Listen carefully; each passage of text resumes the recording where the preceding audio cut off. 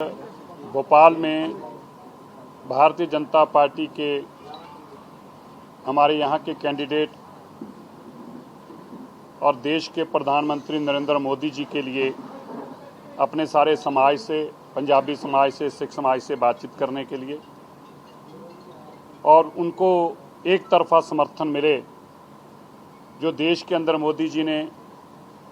पूरे समाज के लिए काम किए हैं, देश के लिए काम किए हैं, चाहे अर्थव्यवस्था की बात हो, चाहे वो देश को आगे ले जाने की बात हो, चाहे वो देश के अंदर घर घर तक लाभार्थियों तक लाभ पहुँचाने की बात हो, किसान को किसान निधि पहुँचाने की बात हो, या विशेष तौर में अगर बात करूं पंजाबी और सिखों की बात करूं तो जिस तरीके उन्होंने 1984 के कातलों को, क्योंकि आपके भी एक स्टेट के खास बड़े लीडर जो हैं वो 1984 के सिख कत्लेआम में इन्वॉल्व रहे और उनका बहुत बड़ा हाथ रहा कमलनाथ का, जो गुरुद्वारा रकाबगंज साहब दिल्ली में था उसके ऊपर हमला करना और 2 बेकसूर सिखों को वहां जिंदा जलाना। मैं आपको यह भी बताऊं, पता नहीं कितने मीडिया के लोगों को जानकारी है, जो उस केस में बाकी के लोग थे वो यहां से छिंदवाड़ा के उन्हीं की कॉन्स्टिट्यूएंसी के थे और दिल्ली में उनका निवास का पता भी उन्हीं के घर का था। ऐसे बेकसूर सिखों का कत्ल करने वाले और उनके ऊपर मुकदमा चलाने का जो मोदी जी ने काम किया, सज्जन कुमार जैसे कातलों को जेल में डालने का काम किया, कमलनाथ जैसों के खिलाफ कार्रवाई करने का काम किया और आज हाई कोर्ट में उनका केस पेंडिंग है। देश के अंदर यहाँ इतिहास पढ़ाया जाता था औरंगजेब का, किताबों में इतिहास पढ़ाया जाता था अकबर का, बाबर का। मोदी जी ने तय किया कि उन किताबों में इतिहास पढ़ाया जाएगा गुरु तेग बहादुर जी का, साहिबजादा बाबा जोरावर सिंह और बाबा फतेह सिंह जी का। ये देश गुरुओं का है, पीरों फकीरों का है, ये देश गुरु नानक जी का है, ये देश उन महान पीर फकीरों का है जिन्होंने इस देश के लिए महान कुर्बानियां दी, ना कि उन लोगों का है जो धाड़वी के रूप में इस देश में आए और अपने निशान छोड़कर चले गए। उनका इतिहास जो हमें किताबों में पढ़ाया जाता था उसको हटाने का काम भी देश के प्रधानमंत्री मोदी जी ने किया है। आज पूरा देश जानता है, तीसरी बार देश के प्रधानमंत्री मोदी जी बनेंगे और हम चाहते हैं कि जब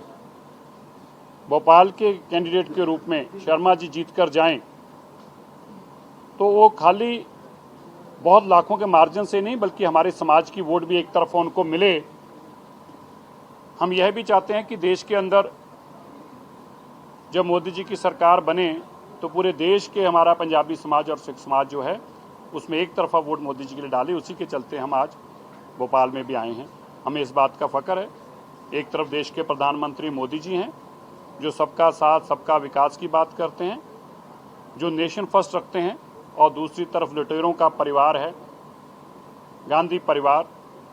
जो ज़रूरत के हिसाब से अपना धर्म बदल लेता है। राम का नाम भी तब जपते हैं, जो पुरानी पिक्चर का एक गाना था, राम राम जपना पराया माल अपना,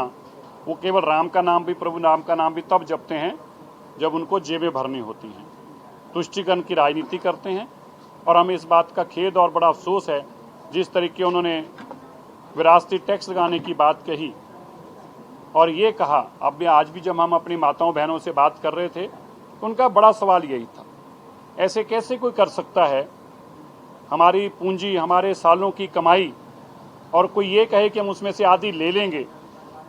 और लेकर भी आपने देखा खाली कहने की बात नहीं है